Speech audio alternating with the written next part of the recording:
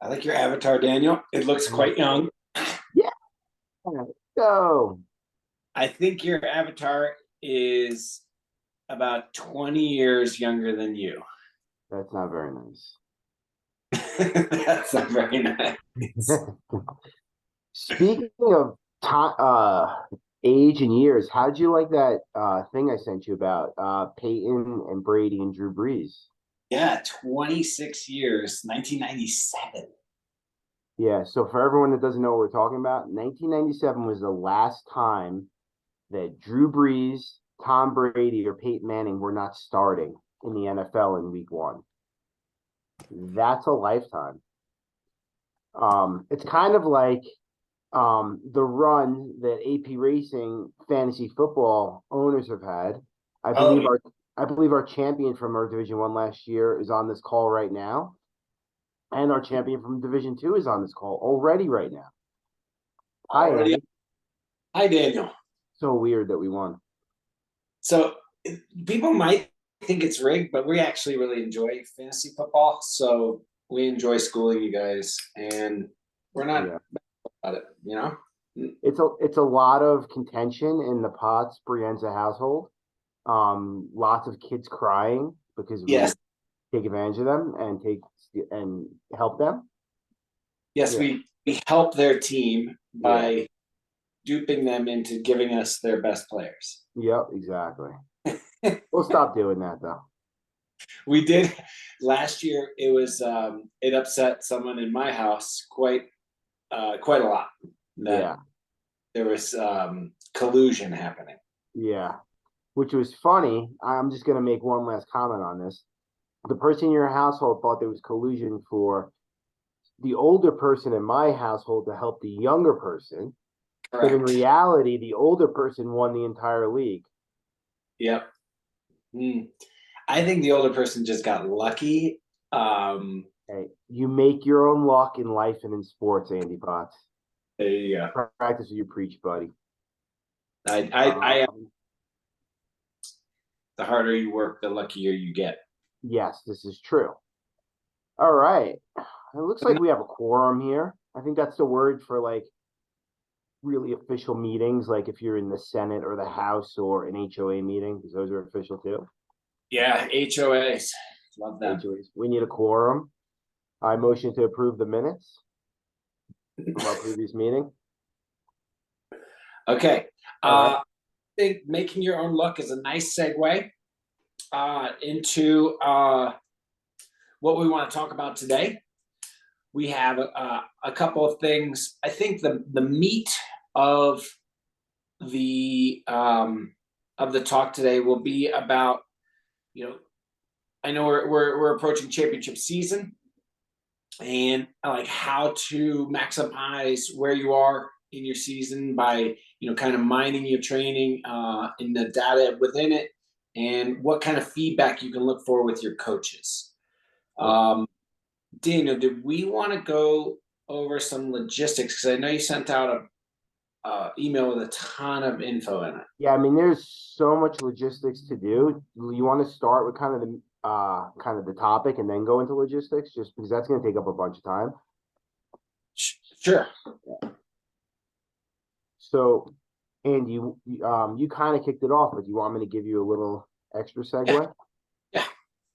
So, when all of us like look at our training, our racing, and we dive deep into that data and we try and figure out how to like fidget with things to make things better and look for aero gains and look for 100 watts here or watts or whatever, right? A lot of times we're like crunching numbers and doing math, and a lot of our training is math based in some ways. and very specific. But at the end of the day, math is not just math in triathlon. A watt doesn't equal a watt, a yard doesn't equal a yard, and sometimes yards equal miles. So, Potts, what do you think about that? Like triathlon math versus regular math, and kind of how you think about your training? Yeah. So I think when you think of like, how does the sum equal more than the parts? I think that that's where we can kind of jump off here in, in a simple math equation, you're doing an addition problem, the sum equals the parts. But in triathlon, um, you'll sometimes see an emphasis on swimming where we really tax the heart and the lungs, also your mind, because sometimes the swim sets can be very challenging and you'll want to beg off of either the interval or just kind of, yeah, like get a little bit more time in a rest where it's like, oh, you're not quite working the rest that we want you to do, but it's very mentally taxing. And that's where some of that mental resilience can add to your strength as an athlete. And that's why not all yards are the same. And sometimes on the bike, when we do punch and settle work, we go, you go over race pace at the beginning and then you settle into race pace. But that race pace that you quote settled into is so much more demanding than just trying to hold best average. And then you build resiliency with that. And that's why when you sink down and your settle is at race pace, it's more than race pace at that time and then at that juncture. So the watts feel a little different and they have a different impact in you. So it's also like in lifting, if you lift to failure and then you take the weight away and then you continue to do it with body weight, you wouldn't normally be able to get to that body weight space without the resistance beforehand. So not all squats are the same. Not all deads are the same.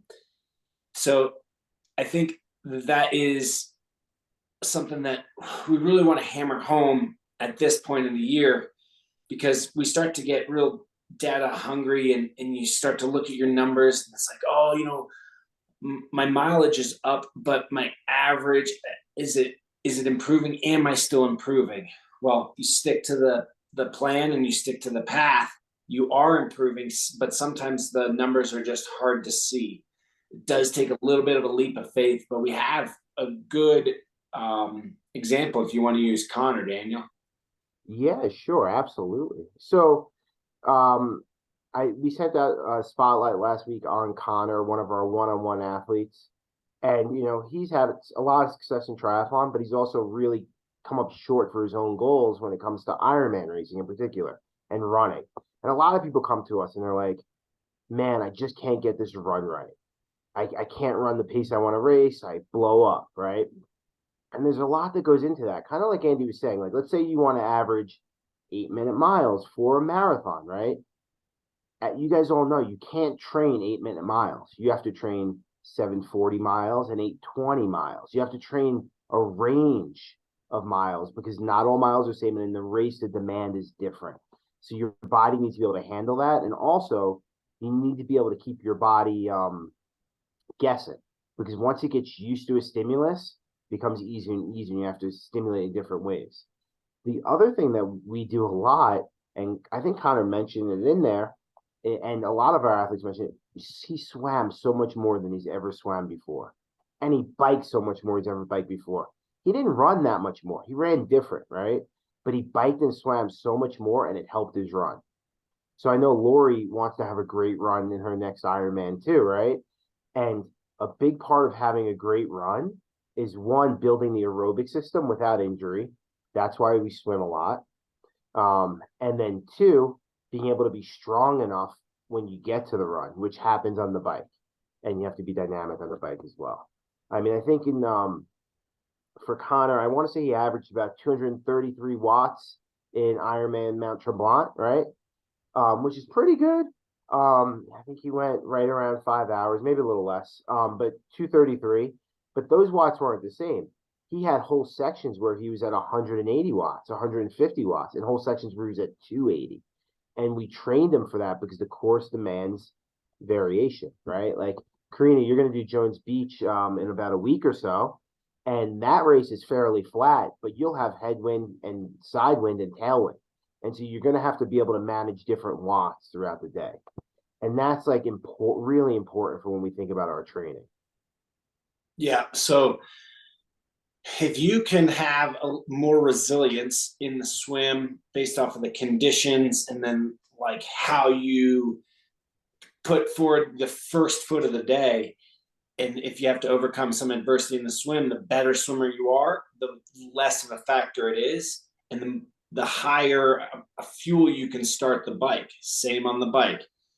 The more dynamic you are as a rider in terms of what you can handle, how mentally resilient you are, and then physically the preparation that leads into it. Have you been diligent about, you know, um, the variability and metering out your effort at the right times?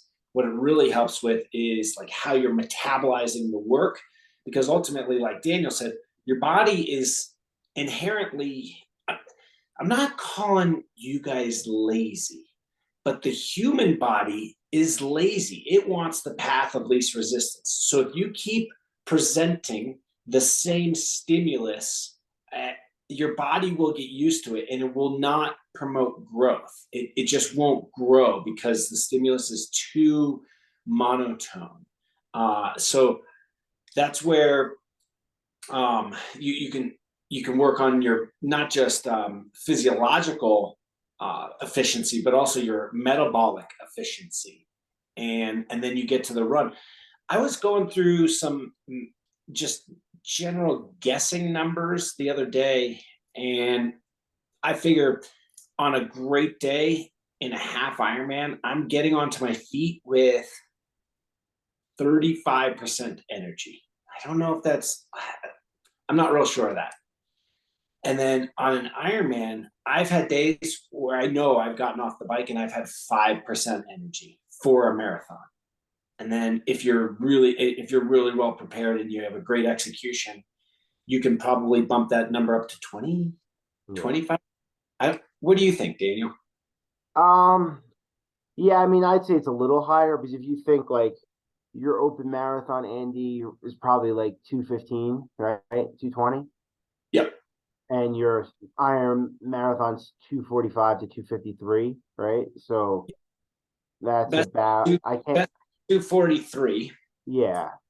And I So figured one, 20% off of what I could actually run in an open race. yeah, so that's how I would kind of think about it. I actually can't do that math in my head right now on the spot, but I'm sure someone can. But Yeah. I But in terms of like my the energy that I have in my body, like yeah, how yeah, tide was, and then I'm playing a little bit of catch up for about almost 15 miles into yeah, that run. You're trying to get back up. And that's actually is a really nice testament when you execute the race the way that it was kind of prepared for you to execute. Um, I will run the second half better than the first. yeah. Typically in Hawaii, I remember I just keep coming, just keep coming with the pace, keep coming with the pressure, and people wilt, and I don't necessarily speed up, but I just don't slow down. Yeah. And it looks like I'm negative splitting the marathon. So that's that's an interesting thing. When people like they're like, oh, I got to ride long, and then the next day I got to run long, right? Which is what you do, and a lot of people do. But sometimes in your training, it's really hard to do that. Do you remember the year I kept on having kind of running injuries, and I couldn't really run over like 220 or so without having some issues? What I would do is I would swim 10K before I went and ran my long run. You remember that? Like I get up and I do it. And what that did was it lowered my energy levels without the pounding or like the beating of the bike.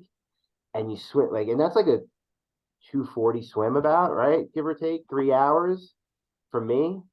Two. Yeah. Yeah, but I was doing it when I was doing the first power practice with the team and the second on my own. So it was like 230, 240. So you do that, and then you would do the swim, I mean the run, and now you have like 4 or 5 hours of work, like probably 4,500 kilojoules of energy. And that's where we're saying like math doesn't always add up, but you can look at your energy burn, you can look at like total expenditure over time and kind of how that matters. Does that make Yeah. sense? Yeah. After you started doing that, I would do a swim before a long run. Yeah. And I just found that each step in the long run was more valuable Yep. having swum before in in terms of like its inherent value and what I could take away from it versus if I run a long run fresh, not a bad idea, but it would take me sometimes 3, 5, 7 miles to be like, okay, now I feel warmed up Yeah. after a long week, and but that swim would eliminate that, and on mile 1, 2, I felt warmed up. So Yeah, that's also a function for everyone out there. Like when you start training more and more and you have more hours, it takes longer to warm up. And what you see in a lot of our workouts, warm up 30 to an hour and a half, 30 minutes to an hour and a half long.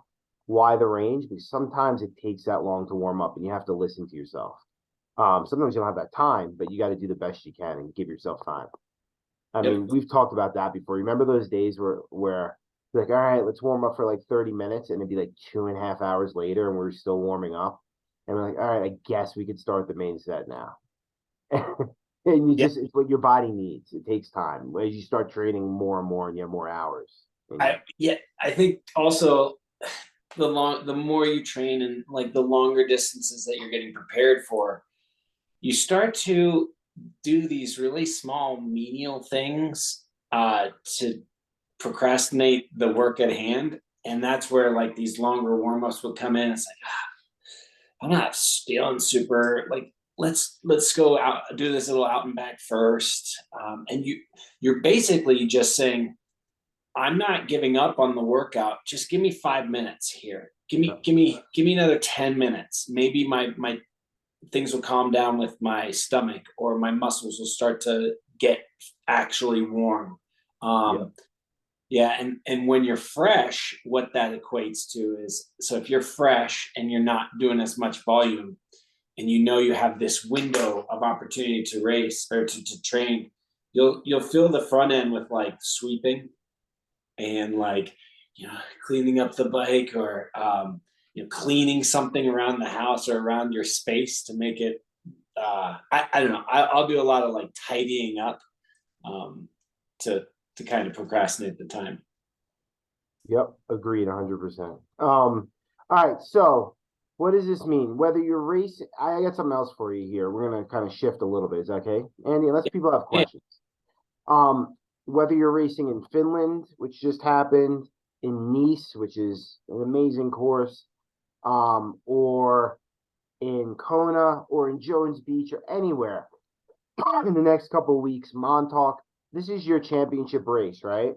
The most important thing I'll tell you, especially if you're going to a championship or big event, don't let all of the fanfare and hoopla detract or distract you from your normal routines and normal things you do. I think you should embrace those things, embrace seeing people and celebrating sport, but don't spend 8 hours on your feet. Don't be like, I have to go to every happy hour or pro talk, unless this fills you up with energy.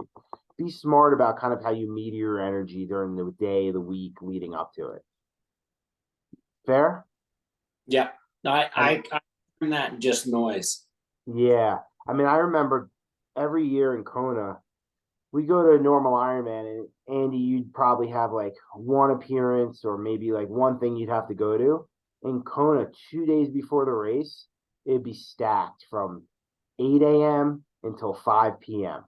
Appearance, appearance, interview, interview, appearance. And it's like, you wouldn't do this normally. Don't do it come race time. And maybe you guys don't have interviews, but you have people and things that could take away from your time. So be smart about it. Um, yeah, I go from there. Any questions so far? Andy, two more things real quick. I'd like to give a shout out. The Matlin goat, Rafa, is back in business. He's starting training again. He's on our call right now. Let's give it up for Rafa. He took a little hiatus. Rafa, woo, woo, woo, woo. Let's go. Next, everyone out there, we have a little race this weekend called the Ironman World Championships.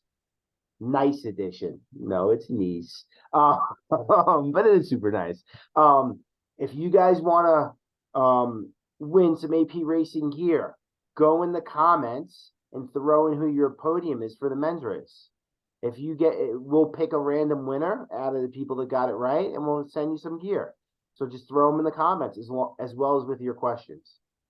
Do it before we're done, otherwise you're out. Okay. So yeah, put up your comments or the podium for Nice. And then I wanted to let you guys know that, and this will be our segue for the next little topic is, I work with this strength coach. He was the strength coach for the United States Olympic Committee and Training Center. I started working with him in 07, 06, 07. And he was my strengthening coordinator till about the pandemic. Okay. And he ran all my strength routine. He moved away and took another job on the East Coast running East Coast strength and conditioning for the special forces out of the East Coast. So he really knows this stuff. And when the pandemic hit, I was like, okay, I'm going to make some changes, see if I can't take all these lessons that I've learned and start to apply them to myself and see if I can look at my training with the same distance and not be affected by like how it affects me. But it's like I would always bounce ideas off of Daniel to try to get so I could see. Daniel did a better job of seeing the forest through the trees. Things get a little close to me and I can't quite make out the path. So I actually got in touch with John, my strength coach again. And I was like, hey, can you come back on and start running my strength program? So even at the professional level, I was self-coaching for a little bit, but most of my career I was coached. I was coached by Mike Doan. And I've had other people that I've gone and solicited advice from, whether it's, in the swim, in the bike, or on the run, or all together. So I just wanted to mention that I went and hired John, and Daniel and I have been looking at some AI platforms and what is out there. What do we have? Is it any good? And it's really hard to see yourself with these AI platforms. It's hard to see if they're measuring what you think you should be doing. So Daniel and I have a pretty strong opinion about it. Daniel, do you want to? Yeah, I think they're getting good. I think they're getting better and better, and they get about 70% of the way there for most of you. The problem with them, there's a few things. One, it's the same thing with us, data in, data out, right? Bad data in, bad data out. They can't capture everything just yet. And the other thing is like they still miss like that math isn't just math, which is what we were talking about earlier. They miss it. And there's a lot more that goes into the training and kind of like the feel for it than, and I know that sounds ridiculous, but you always hear art versus science. There is art there too. And they're still not there yet. They're close, but they're not there yet. So like Andy and I have been looking at AI and just machine learning stuff and a bunch of things like this. I mean, probably for about 8 years now, I want to say. We tried to build our own program. We've worked with some other big guys, and they're good. They're just not there yet. They miss nuance at this point. But yeah, they're pretty cool.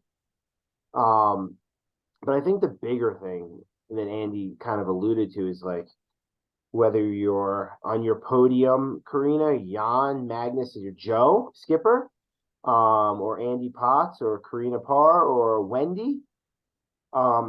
It's really hard to coach yourself.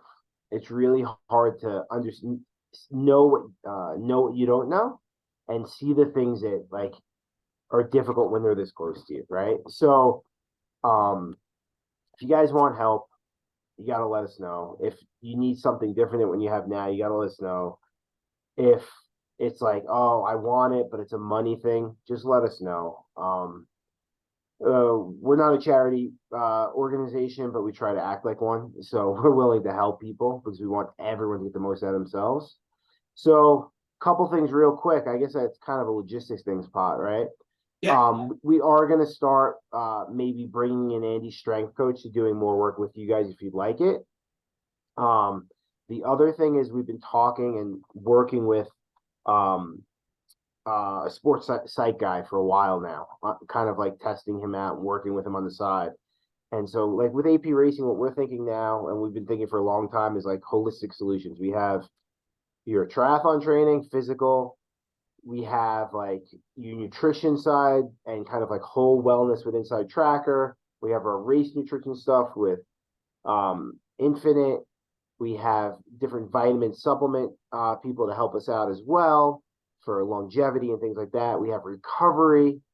And now we can talk about mental health. And we know a lot of us have dealt with it from the pandemic till now and just with our training.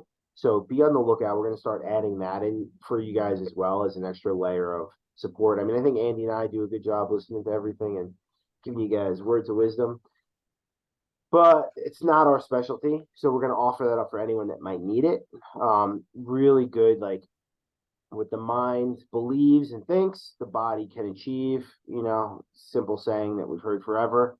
So that'll be another component we're adding to AP Racing this year for you guys, which would be pretty cool.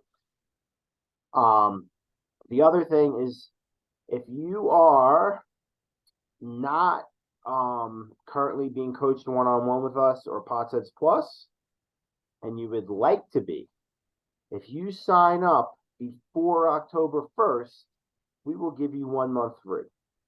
Andy didn't know that, but I just threw that out there because I was feeling really generous. It won't be the first month, though, just so you know, because the first month costs us a lot of money. It'll be like the 6th month, but it will be free. So sign up before October 1st, and we'll give you that month free. If you're currently one-on-one coached athlete, you could unenroll and then re-enroll and get your month free, but then you might not have the same coach. Then there's a few other benefits that you're going to lose too. So I wouldn't do that. That'd be silly. But we'll hook you up with something else too, maybe. So sign up for one-on-one coaching. We take athletes all year long, but this is a good time of year to sign up, even if you don't want to start for another month or two, just because our coaches' rosters fill up actually pretty regularly. So I would do that. Talk to us about it. What do you think, Andy? Everyone should have a coach, right?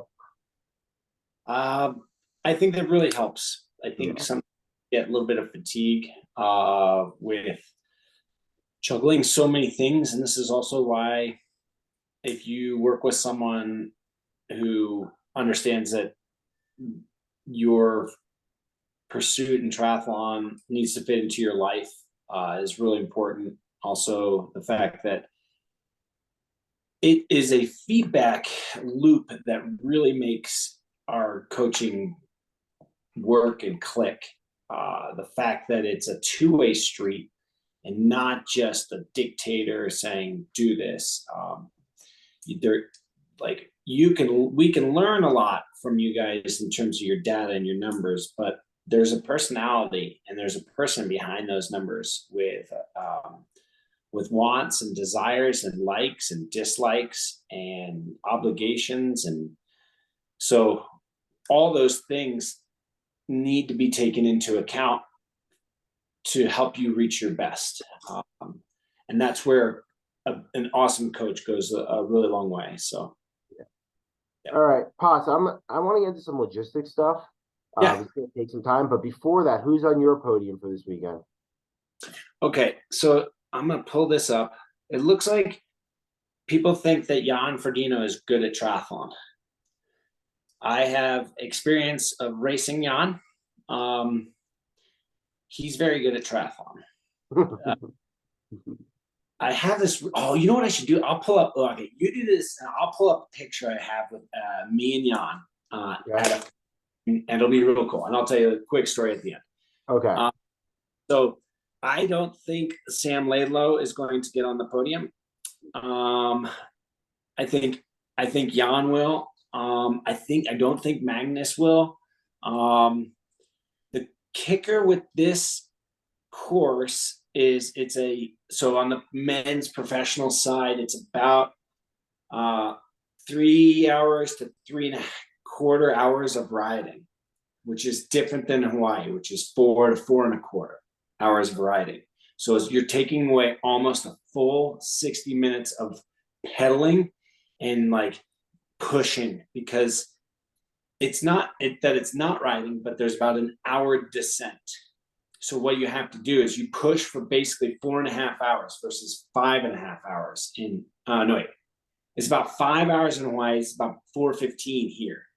So you're gonna push for about 4:15, and then you're off the gas, swim and the bike, right? Yeah. And you're off the gas for about an hour, and then you have to, if you did it right, you fueling and then you run for 2:45 to 3 hours. So it's not quite an 8-hour push. It's more like a 4 and a bit hour rest, a 2 and a bit. And I just think that it's a different requirement. So like your people that are really good at Ironman, like that need the full length, I don't think that they're going to perform as well. But I do think Jan knows how to ride a bicycle. I think he'll be just fine. Yeah. So I is what's his name doing it? Gustav. No, he's done for the year. Oh, okay. Because he was with my. What's yeah, because he's toggling between shorter stuff and longer stuff. And when you do the shorter stuff and that rest really matters, you can actually go quicker. If Yeah, you're and he's just light enough. He's light enough to go uphill fast too. yeah. I don't know. I don't have my pick. I'll come up with it by the end. I'll let you go through this. I'll pull up that picture with me and Jan. I'll show everybody. All right, cool. All right, so we had a couple questions and then logistics. All right, so I'm gonna dive into these two questions first because it'll segue into other stuff. So first question was, can we add casual clothing to the team shop? Hoodies, shirts, anything that could be worn pre-race? Absolutely. We actually had some stuff last year. We just didn't do a great job of putting up there, but we will do more this year too. It's always a delicate balance of like what people want and what we can order and then sit on. We have an attic full of stuff, or a storage unit full of stuff for that matter. But yes. Next question. Can an explanation be given what the squad and crew applications are? Is this more of a commitment to racing and higher end teams? All right. So the squad, we started I want to say 2 years ago, because there was a need. We had some athletes who wanted to be part of AP Racing, wanted to get all the benefits of being part of AP Racing, but didn't at the time need coaching. So we started the squad so people can still be part of everything, get all the benefits, get everything, and then not have to be part of the coaching program. And it's been great. I mean, I think last year we had like 60 or so members or 70, and it seemed pretty good. The benefits are great. It's really inexpensive, and you get to stay part of the family and learn great stuff like you are right now. And I put a link to the squad that answers all those questions too. The crew. So the crew started from a need for Andy and I not to want to just hang out with each other all the time. We were getting sick of each other. No, I'm only kidding. We just wanted more people to do cool stuff with that wanted to have the benefit of a really tight-knit training group, go away to camps together, come and live with us in Colorado because a few guys did that for a period of time, and just benefit from like a group dynamic, a little more group training. We swam together, we biked together, we ran together a bit, or we just got together at certain times. And so that's why the crew started. It usually is a higher end athlete because they have to have the ability to be either completely self-sufficient and or be able to train with us. Or train with the group. What at the end of the day, our biggest requirement for the crew and our team in general, but really for the crew, is that we wanted we all wanted to train together. and you're committed to doing that in one capacity or another. We're actually going to expand the crew a bit this year. We're going to add some more people to it because we found that it was hard for such a small group of people to always coordinate the schedules.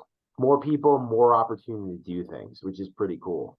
The other thing for the crew this year is we're having a crew-only camp for our elite team right after the Chula Vista camp for Team Spaero and AP Racing. And we got a few other things too. So you can apply for either of those. Those applications are up right now, actually. So have at it. Let's see.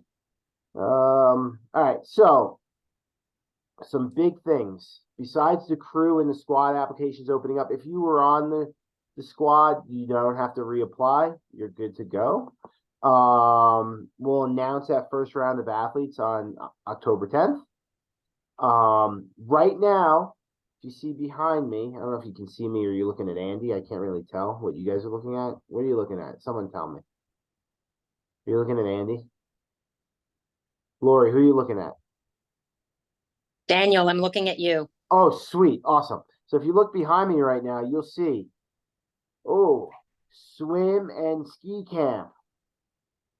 I think that's Chula Vista, Mallorca, and Park City. All 4 of our camps registration is open for AP Racing athletes and AP Racing families. So that's Spaero and Raise the Bar. This is a really ambitious and amazing lineup of camps. The only one that's not on there is the crew-only camp. I'm just keep going like this. Woo! Quick rundown. Swim and ski camp. Here's the deal. Some of our team and athletes are looking for something even a little more social and a little more fun, and also wanting to get their swimming better without swimming thousands of miles in a week like we normally do in our camps. So swim and ski camp, just like when you go to Colorado Springs, you're going to be coming to our home, and we're going to show you the best skiing and snowboarding and other winter activities you could imagine. On top of that, we're going to swim, I think we said 4 to 8 times in this time period. It's going to be a lot of technique work, a lot of filming, and a lot of just like one-on-one hands-on, if you like hands-on, if you don't, we'll keep our hands off, approach to swimming. It's not going to be endless miles because you're going to be swimming at 10,000 feet. So that's not awesome unless you're here all the time. It'll be up here, actually, where I live at Copper Mountain and where Andy's parents, my neighbors, live. And we're going to have it. The skiing, just so you know, will be more of a guide service than a lesson service. I am a certified ski and snowboard instructor, and Andy's been skiing for a very long time. But we're not, and we have other guides that are going to be with us, but we're not going to be, what's the word? We're not going to be teaching. I mean, little tips here and there, little tricks, right? But it's more about showing you the most amazing things. If you're, and it has it all on the website. You can look it up. If you're like, yeah, but I'm a terrible skier, guess what?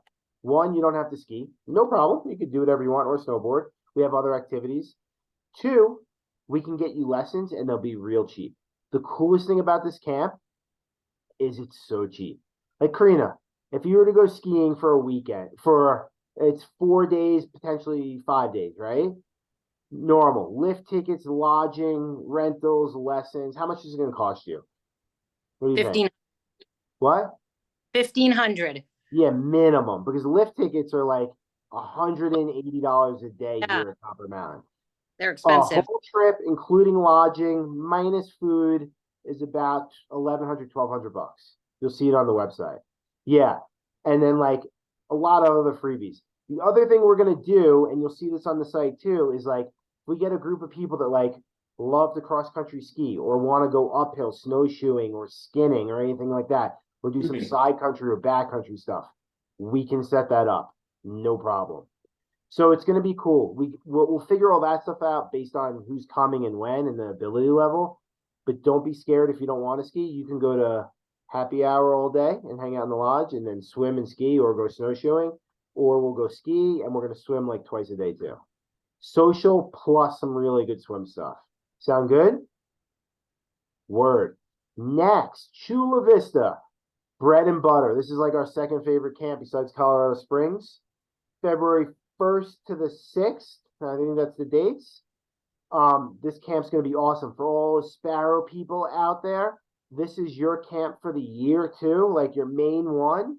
We're going to do some things with the Spaero team and with Ryan and the whole crew there as well. It's going to be really sweet. You want to come to this camp. For the crew, they're going to have the option to either come the 1st to the 6th, the 6th to the 11th, or the entire time and get a nice long training block. So if you're on the crew, you will get that information. Word them up. Seriously, this is like the best way to start your year. If you're trying to have a great year in triathlon and just get going and get moving, especially if you're racing early too. Mallorca, you guys asked, we're delivering. So everyone's been asking for an international camp in Mallorca. Don't let me down. You better come now, because if you don't, I'm going to be super mad hanging out in Mallorca all alone, just Andy and I. No, I won't. It's cool. We'll be good anyway. But you should come. This is another one of those camps. It's going to be crazy and expensive to go, believe it or not, because we just want people there. I don't know. I know Gail, I can see her on the call. She'll remember our first camp in Tucson, Arizona. We did a 10-day camp for $775. And it included almost everything. Why did we do it? Because we knew you guys would love it. And what has happened we lost a boatload of money on that one. But you guys realized how good they are and how much value you get out of them, and you keep on coming. So Mallorca, we'll probably lose a boatload of money on too, but you're going to love it, and it's going to be great. There's a ton of options for like housing on that one. Like 7-day, you can come for 7 days or you can come for 10 days. The bonus is Ironman 70.3 Mallorca is at the end of that week. So you get to come to a camp and do a race. So there's like a 7-day option where you don't do the race, a 10-day option where you do the race, and there's all these different room options as well. So if you have questions, let us know. And last but not least, good old Park City, home of the, what was that, 2006 Olympics? Is that right? 2002. I was off by 4 years, my bad. 2002 Olympics. Andy, we did a camp there, what was that, 2 years ago? With Paratri or with Fantasy? Project Podium USA Triathlon, like their kids. Yeah. So yeah, the kids. I was way off. They are. So this camp, in Park City. First of all, Park City is awesome. The airport's 25, 30 minutes from where we're gonna be. We're gonna be staying at the UOPC, which is amazing and wonderful. We're gonna be swimming at the. If you guys have ever seen the Olympic ski jumps that go into the water, we're gonna be swimming in there a few times, maybe once, maybe twice, we'll see.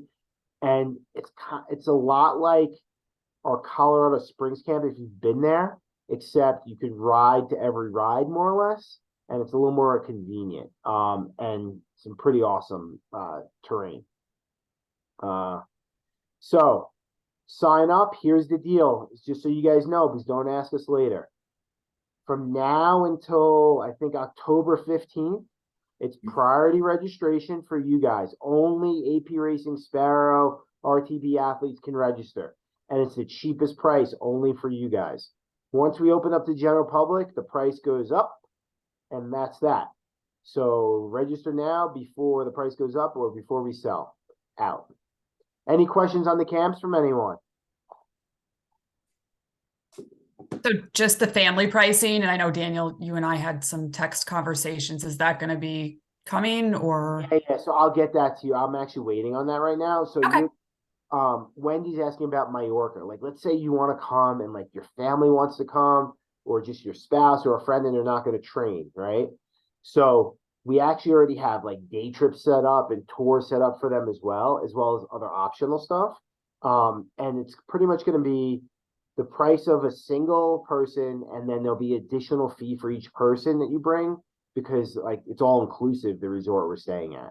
I will get that up on the site and sent out as well. But if you really want to know, before I get it up, just email me if you want to know specifically, and I'll make sure you get that information too. Cool? Thank you. That was Mallorca, right? Mallorca, yes. You don't really want to bring a significant other to Chula Vista. there's not much to do there. I mean, you can go to Mexico if you want. No offense, Tanya. No offense. Mexico's cool, just not right there.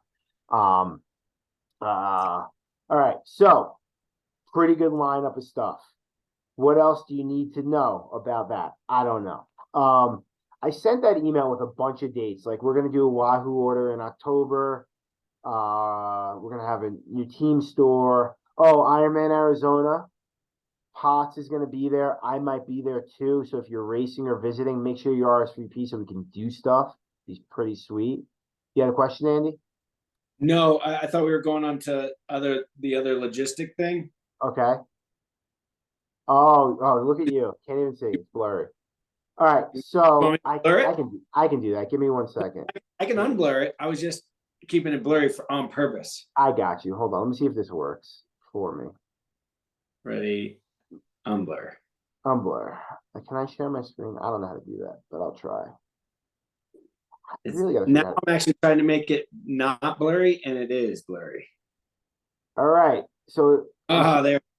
it's a little pixelated, but for 2024, we're working on our new kits for the year, and this is kind of what it's going to look like. So we got our team kit. Contrary to popular belief, black is actually not hotter.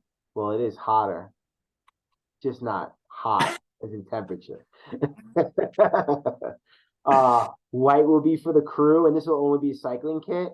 One of our camps will have the pink. Another camp, or maybe even the crew, will have this flow blue with a similar design.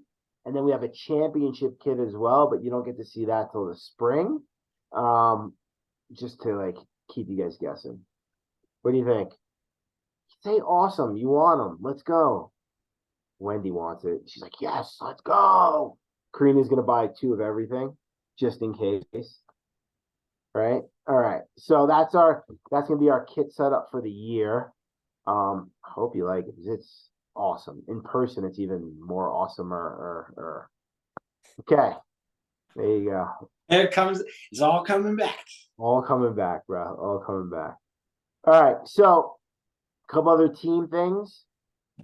This year we tried to make team races at the beginning of the year for you guys to sign up for. That just doesn't work. So we're going back to the old way. So once you guys have all your races and give them to us, we'll pick the races with the most people going to it, and those will be our team races for the year. Really good ones, if you're looking for a race that always are good, are Oceanside, Arizona, even Placid's really good. I'll be in Placid. Yeah, I know. What are you doing in Placid, Potts? So Placid's 25th year anniversary. It's the longest running North American, continental North American Ironman. And we have a little celebration plan with Ironman, and I am a part of it. We're actually going to auction off a relay spot, and I'm on the relay. So it'll be quite cool. I'll spoil the whole thing for everybody. Who cares? So there's going to be 2 relay. Well, okay. The thought process is right now 2 relays, a male relay and a female relay. The male relay will be me and a guy by the name of Ben Hoffman. He's a professional triathlete as well. And then the 2 women are on the other relay is Paula Newby Frazier. She was a pro triathlete for a long time. I think she won Hawaii 8 times, maybe 6. He was kind of good. She's kind of good. And then the other woman on it is Heather Fuhr. Heather won Ironman Hawaii the one time, and it now works for Ironman. And she was quite good as a professional as well. So you got 2 pros on each side, and we're going to auction off 1 spot. And then we're going to do a bunch of other stuff with like Olympic torch and stuff in the community that whole week leading up to it. So I'll be there. I don't know if I just totally let the cat out of the bag right there for Ironman, but you guys are the inside scoop. So that's what you get when you stay part of AP Racing. Inside scoop. yes. Oh, I got a question. Maybe the peanut gallery knows the answer. If you break a course record but you don't finish the race, do you still get the course record? Does anyone know? No? I think you don't. Yeah, it would make sense you don't, but it'd be cool if you did. Well, the only reason I think you don't is because, like, you could get someone like Katie Grimes to come in, or Katie Ledecky. Katie Ledecky, like, sweet, I'm gonna enter, and I'm gonna do something to enter in without. Maybe she'll do an Ironman to get into Hawaii. Then she goes and smashes Hawaii's record, Yeah. and then like, I'm not gonna bike and run. Peace out. I've got Paris in a couple days. Yeah. It'd be cool if you could. It's random aside. Andy and I were talking about the other day, and I told him he should just train swimming from now on and enter every Ironman race in the world and break every swim record, and then just don't do the biker run. It would just be really funny. Thanks. I'm just gonna take all these. I appreciate that. Thank you very much. All right. So last bit of logistics. Spaero team, I'm gonna send you guys a separate email. If you wanna be on the elite team, there's an application. If you're already on the ambassador team, nothing else to do right now. I'm gonna send out all the apps and everything for you guys later. Yeah, that's what I got. Otherwise, sign up for coaching, apply for the crew, sign up for camps. That's really the crux of it. That's the way I'm looking at it. Okay. Any questions from everyone out there? While you guys think of your questions, I'm going to go over my reasoning for the top 5 picks in the chat. So I picked Jan to win. There's a Frenchman. It's the Ironman World Championships is in France. I think a Frenchman, there's 3 of them that are really good. I think one of them is going to get on the podium. I picked Dennis. I do think a Frenchman's going to be on the podium. Actually, there's 4 Frenchmen who are quite good. So you're going to see one of them on the podium. It's kind of like hosting an Olympics. The host country usually, there's a couple cultural barriers you don't have to cross. One is a time zone. Language is a cultural barrier, and the other cultural barrier is food. Those 3 things can really make it seamless for a native to capitalize on when you roll into their country. That's why you'll see host countries' medal count go way up at the Olympics. Plus, they'll put a ton more resources about 8 to 10 years out to facilitate the growth of all the Olympic sports. Who knows? Maybe Magnus throws down, but the effort that he put in Roth was considerable. To put together 2 Ironmans within 2 months at that effort is very demanding. Can he do it? Yes, because he's young, and it is possible. He's pretty focused. And the other, I picked Braden to be up there as well. Braden did well in St. George, and St. George had some elevation. And Braden is he sounds loud when he runs, but he's actually pretty fast. And I think he will benefit from the hour break if he can descend. So the one reason I'm debating on Patrick is I actually think he's a little suspect in his descending skills. Having ridden with him, he's better flat or up. So I'm giving him the benefit of the doubt. If he's at all shaky on the descent, he's going to lose 4 to 8 minutes. What? At least. At least. Yeah. Maybe 10 minutes back on that descent if he's sketchy on the descent, which he's a little suspect on, just to give you guys the inside scoop. His descending skills, little suspect. Yeah. Magnus can descend. Braden is the best descender of this group that I put up. Jan can descend. Yeah, I think it's Braden and Jan. I think Magnus is gonna have a problem. He's so much stronger than everyone else, but his power to weight, he's bigger, is harder for him, I think. And he's capitalized on this aerodynamics. Yes, exactly. Yeah.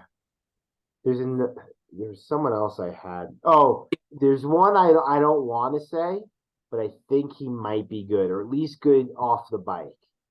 Sam? No, no. Layla. Someone even worse. No, I don't mind Sam. Joe Skipper? No, Joe's cool. You're not gonna get it. Yeah. I like Joe when he crossed the Ironman Lake Placid. He was cooked. Yeah. So that's gonna be hard to put it back together. Yeah. The non-American American. Oh, yeah, Rudy. I Yeah, think he's gonna be better than he's gonna have a better shot, or he's gonna come off the bike in a good position. Rudy has good skills. He actually grew up in Belgium. Yeah, he's a good He's biker. familiar with the cuisine. He lives in Europe. Yeah. Yeah. Oh. I'm sorry. Yeah, Lori, I'm sorry to break it to you. Matt Hansen's not going to be anywhere near the race. Not even close. Mm-mm. You won't hear from him all day. No. He might run his way into like 10th or 12th, maybe. Maybe. Or I hate to say it, knock on wood, but he might crash out too. If you think Patrick's bad, he's Yeah. okay. Anyway, sorry, I don't mean to dog people out on their descending skills. I'm not the best either. All right. Yeah, you lose an hour on that descent. I'm just gonna throw that out there. Okay, this is my picture of me and Jan at the finishing shoot. If I go closer, it might blur out. So this is me and Jan at a finishing shoot in Mexico, in Mazatlan, Mexico, circa 2006. There's a person in front of the other. It was a sprint finish. You can see the confetti that they shoot off at the finish line. I'm throwing up a 1 digit because You beat him. Was that the last time you beat him? That's the last time I beat Jan. No. I beat him in he came to Oceanside one year and I beat him there. Yeah. He is one of the people that I have a losing record against. A lot of people actually have a winning record against, even like Craig. I've got a winning record against Craig. Jan has beaten me more than I've beaten him, for sure. Yes. He's pretty good. All right. I think that's about it. We took up a lot of people's times. Yeah, sorry. But we were kind of having it was a little bit more fun, a little bit more, sorry. It was fun for us. I don't know if they had fun. Okay. All right, everyone. Enjoy Ironman Nice World Championship week. We already have 3 registrations for our camps. I just saw it while we were on this call. So get on it or get going, or you're gonna be super sad. I'm sorry.